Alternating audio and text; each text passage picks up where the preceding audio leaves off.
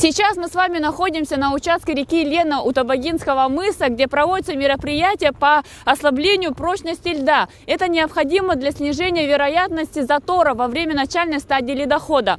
Для этого специальная бригада здесь проводит мероприятия по чернению льда при помощи разбрасывания угольной пыли, которая и разъедает лед. Предупредительные противопаводковые мероприятия, они проводятся ежегодно, как каждый год на 8 районах республики, в том числе 6 районах по реке Лена и 2 районах по реке Колыма. Это начиная от Ленского района, Ленский, Алекминский, Кангаласский, город Якутск, Намский и Кобейский по реке Лена, и Верхнеколымский, Среднеколымский по Колыме. Работы уже начаты. Мы уже начали где-то в начале апреля в этом году. И мы должны закончить уже 20 апреля, должны закончить центральная группа районов.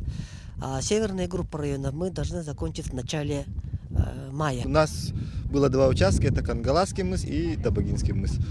В первую очередь мы сделали Кангаласский мыс, мы там работу зачернения закончили, сейчас там ведутся работы нашими работниками, распиловка льда.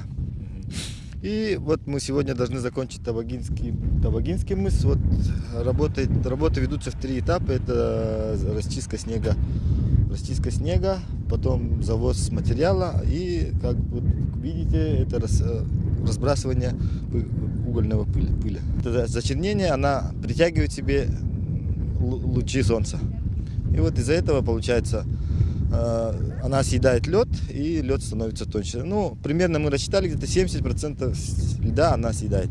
Участок реки Лена у Табагинского мыса считается самым затороопасным местом. Сейчас мы видели, как идет чернение льда. Очередной этап – это распиловка. После уже можно ждать ледохода. Считается, что в силу климатических и гидрологических особенностей наиболее оптимальными вариантами для реки Кути является применение радиационного и ледорезного методов, то есть зачернение и распиловка льда на затороопасных участках рек. В преддверии ледохода ежегодно Ленским бассейновым водным управлением проводятся мероприятия по ослаблению прочности льда на наиболее затороопасных участках реки Лена.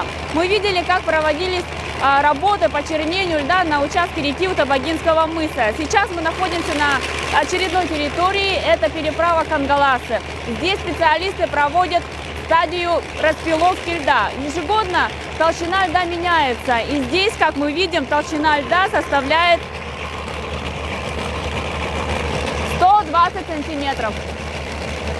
Распиловка льда – это одна из работ по ослаблению прочности льда. Распиловка производится глубиной в порядке среднем от 90 до метр 10 сантиметров.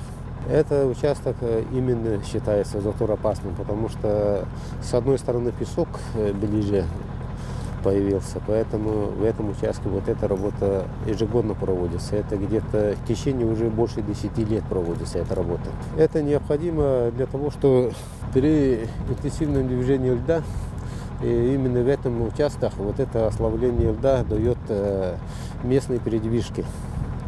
И тем не менее он помогает дальнейшее движение именно это опасном участке. Ну, в этом участке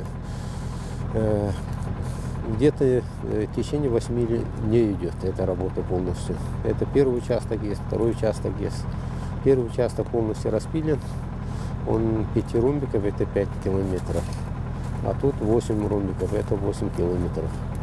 Каждый год прочность льда разная, и весна переходит по-разному. Поэтому распиловка, естественно, получается по-разному.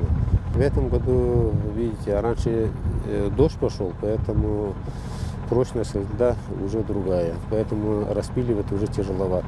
В этом году Ленским бассейновым водным управлением предусмотрено выполнение предупредительных противопаводковых мероприятий по ослаблению прочности льда на 46 затороопасных участках рек Лена и Колыма на территории 8 муниципальных образований. На подготовительные мероприятия бюджет республики выделил 50 миллионов рублей. Всего правительство Якутии выделило 400 миллионов рублей на подготовку к весеннему паводку, в том числе 350 миллионов на ликвидацию возможных последствий.